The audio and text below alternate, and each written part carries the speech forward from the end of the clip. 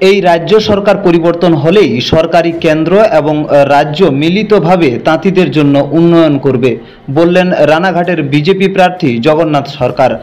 নদিয়ার তাঁত শিল্প হচ্ছে পৃথিবীর বিখ্যাত, আর এই তাঁত শিল্প নিয়েই চলছে নদিয়ায় রাজনৈতিক তরজা।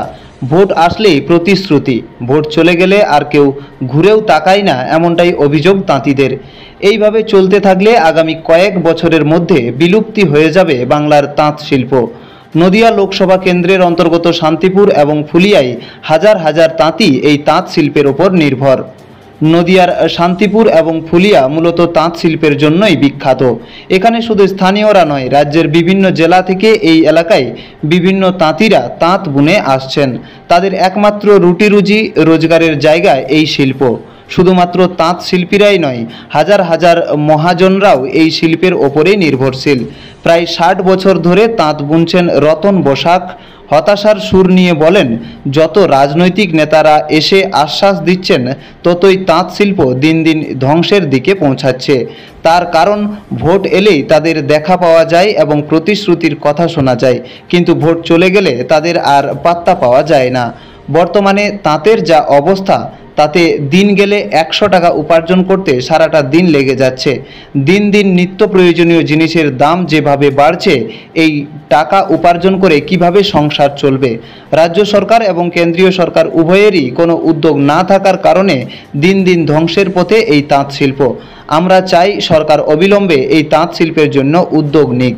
এই বিষয়ে রানাঘাট লোকসভা কেন্দ্রের বিজেপি প্রার্থী জগন্নাথ সরকার বলেন, আমি যথেষ্ট উদ্যোগ গ্রহণ করেছি তাঁতিদের কথা ভেবে। আমি কেন্দ্রীয় মন্ত্রীদের সঙ্গে কথা বলে 65 কোটি টাকা ব্যয়ে ফুলিয়াতে একটি কাপড়ের আইটি হাব তৈরি করেছি। সেই কাজ সম্পূর্ণ হলেও রাজ্য প্রশাসনের কারণে এখনও উদ্বোধন করা সম্ভব হয়নি। পাশাপাশি তিনি বলেন, তাঁত শিল্পীদের জন্য যে সমস্ত কেন্দ্রীয় প্রকল্প রয়েছে, সেই প্রকল্প বাধা পেতে হচ্ছে স্থানীয় প্রশাসনের জন্য। যারা চোখে দেখতে পায় না এই তৃণমূলের লোকেরা, এরা একটা মিথ্যাবাদী দল, আজকে একটা চোরের দলে পরিণত হয়েছে।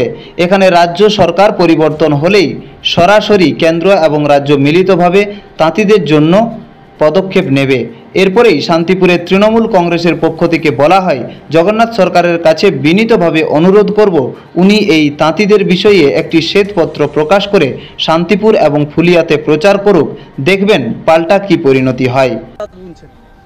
আমার হচ্ছে 60 বছর হয়ে আসলাম। হ্যাঁ, আচ্ছা, 5 বছর আগে লোকসভা ভোট এসেছে, আবার তো ভোট আসছে। হ্যাঁ, আপনাদের কি আদতে কোনো লাভ হয়েছে? না, আমাদের লাভ না, আরও ক্ষতি হচ্ছে।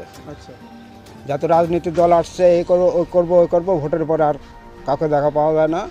আর আমাদের ফুলের অবস্থা খুবই খারাপ, তাঁতের অবস্থা। রেফেয়ার এবার আসা পরে আমাদের তাঁতেদের কোনো ভাত নেই।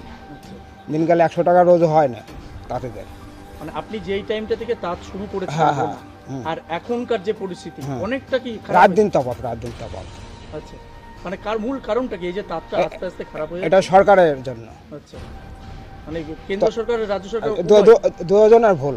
আচ্ছা, এটা আমাদের হ্যান্ডলুমটা হচ্ছে মেশিনে করছে, তাঁতিরা এটা পাচ্ছে না পয়সা। আচ্ছা, তাঁতিদের এখন রোজ 100 টাকা কাজ করতেই ঘাম বেরিয়ে যাচ্ছে। নতুন কোনো প্রজন্ম তাঁতের আগ্রহ দেখাচ্ছে না, আর কোনো সরকারি দেখাচ্ছে না। তাঁত আস্তে আস্তে থাকবে না, ধ্বংস হয়ে যাবে। মানে এই যে শান্তিপুর ফুলের একটা ঐতিহ্য তাঁত, সেটা কি আস্তে আস্তে ধ্বংস হয়ে যাবে? এইভাবে থাকলে ধ্বংস হয়ে যাবে। মানে এইবার তো আপনারা আবার ভোট দেবেন, কি আশায় ভোট দেবেন মূলত? এখন হচ্ছে আশা বলতে লোকে আশায় করে দেয়, সেই আশা হয় না। আচ্ছা, মূলত কি করলে তাঁত শিল্পটা উন্নতি লাভ হবে? মানে সরকারের কি পদক্ষেপ নেওয়া হবে? সরকারের যে যেমন এলো হ্যান্ডলুমের যে অফিসগুলো, সেগুলো যদি ঠিকমতো কাজ করে তাহলে সেটা উন্নত হবে। যে অফিসগুলো পাঠাচ্ছে তাঁতের ইয়ের জন্য, তারাই তারা সরকারের যে কোনো একটা আন্ডারে বসে আছে, টাকা খেয়ে নিয়ে বলছে সব ওকে আছে, কিন্তু তাঁতিরা কোনো ওকে নাই। সরাসরি সরকারি যে সুবিধার পাওয়ার কথা সেটা পাচ্ছে না। আচ্ছা, কি চাইছেন আপনারা মূলত? যেমনি আগে যেমন আমাদের যে ব্যবসা ছিল, যেমন লোন টোন ছিল, সেসব হলে তাঁতিদের বাঁচতে পারে, তাছাড়া তাঁতে বাঁচতে পারবে না। মানে মূলত আপনারা তো তাঁতের উপরেই নির্ভর? নির্ভর তাঁতের উপরে। আমাদের বংশ পড়া রয়েছে তাঁতের উপরে। নতুন কোনো যুবক ছেলেরা এখন কি তাঁতের দিকে? না, তাঁতের দিকে নেই। কি নাম আপনার? রতন বসাক। কি কাজ করেন মূলত? আমি তাঁতের কাজ করি। কতদিন ধরে তাঁতের কাজ করছেন? তাও মোটামুটি 40-45, 13 বছর বয়স থেকে 45 বছর। 13 বছর বয়স থেকে তাঁত হ্যাঁ। বুনছেন।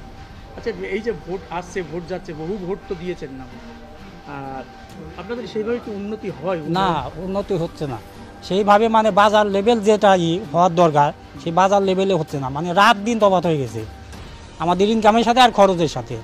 আচ্ছা, এরা তো ভোট নিতে আসে, আপনাদের তো আবার আশ্বাস দেয় যে আপনাদের এই উন্নতি করব, উন্নতি করব, আদৌ তো কিছু হয়? কিছু বলতে এখন ধরো আমাদের রাজ্য সরকার কেন্দ্র সরকার উভয় তো এগুলো যদি না নজর দেয়, তবু রাজ্য যেটুকুনি দিচ্ছে ফ্রিতে রেশন আর ওই যে লক্ষ্মীর ভান্ডার ভাতা মাতা দিচ্ছে, যার জন্য সাময়িক কিছুটা হলেও মানুষ রক্ষা পাচ্ছে, নাইলে একেবারে শেষ হয়ে যেত। তাহলে মানে আপনি তাঁত শিল্পী, তাঁতের কোনো প্রকল্প, কোনো ভাতা পান না? তাদের কোনো ওই প্রকল্প লক্ষ্মীর ভান্ডার বাদ দিন, আপনাদের তাঁত শিল্পটা বাঁচিয়ে রাখতে কোনো সরকার উদ্যোগ গ্রহণ করছে না? সেটা তো করার দরকার। যেমন আমাদের এখানে সাংসদ জগন্নাথ সরকার বলেছিল যে আমরা এটা সেন্ট্রালে তুলে ধরবো, এবার তাদেরই তো তোলা দরকার, সাংসদে বেলে দিতেছে 5 বছর থাকাকালীন, তাও তো এবছর কিছু হলো না, আবার বলতে আবার দাও, আবার দেখছি, কিন্তু এদের এই সমস্ত কথাগুলো তো সংসদে তুলে ধরবে তারাই, আপনি তো যেতে পারবো না।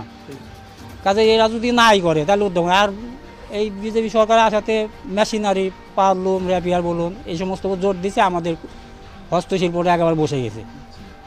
এই মিলে সব মিলে আর কি হস্তশিল্পের সেই চাহিদাটা নেই, দিন দিন কমে যাচ্ছে। একটা কাপড় তৈরি করতে তো সময় লাগে বলতে নর্মালি একটা শাড়ি 2-3 দিন নিচে হয় না। মানে মূলত আপনারা একটা শাড়ি বুনে কত টাকা ইনকাম করেন? 500 টাকা বিল করে। ওটা কদিনে শাড়ি? 2 দিন 2.5 দিনও লেগে যায় এবার বুনলে। সেখানে দিনে যদি 250-200 টাকা ইনকাম হয়, কিভাবে সংসার চালাতে? হচ্ছে না তো, রাত দিন তফাৎ হয়েছে গায়ে। এবার সেন্ট্রালেও ধরো সব কিছু দাম বাড়িয়ে দিছে, জিএসটি বিএসটি, গ্যাসের দাম 500 থেকে 1200, মোবাইলের খরচ আগে 10 টাকা বললেও তো এখন 250 টাকা ভরতে হয়, তারপর কে বললেও তাই, সব মানে রাত দিন তফাৎ হয়ে গেছে। আর এই 500 টাকা বিল আমরা আজ থেকে 10-15 বছর আগেও নিয়েছি, ওই 500, সেই 500 এখন চলছে, বরঞ্চ আর বলছে কম নিলে ভালো হয়। থাকবে না, বেশি দিন লাগবেও না, এই অল্প ওই হয়তো 2-5 বছরের মধ্যে বিলুপ্ত হয়ে যাবে। হ্যাঁ, কিছু করার নাই। যেই ভোটে জিতে আসুক, আপনারা মূলত কি চাইবেন, কি চাইছে তাদের? আমরা চাইবো যাতে হস্তশিল্পটা আরো কিছুদিন চলুক। সম্পূর্ণ রাজ্য সরকারেরই থাকে, কেন্দ্র সরকার তার প্রকল্প দেয়, কিছু প্রকল্প তাও এই তাঁতি মানুষের যেটা আইনে নেই 100% অর্থ কেন্দ্র দেয় না, 40-60 রেশিওতে হয়। কিন্তু ওই তাঁতিদের দুঃখের কথা শুনে আমি সেটা স্মৃতি ইরানিকে বলে একটা স্পেশাল 100% অর্থে তাঁতিদের উন্নতির জন্য একটা আইটি হাব গড়ে তোলা হয়েছে, 65 কোটি টাকা দেয়। তাই সেটা ফুলিয়াতে, সেটা এখনও আনুষ্ঠানিক চালু হয়নি, কিন্তু পড়াশোনা চলছে। তা ভোটের আগেই চালু হওয়ার কথা, কমপ্লিট, ইচ্ছা করে এখানকার প্রশাসন ডিলে করিয়েছে।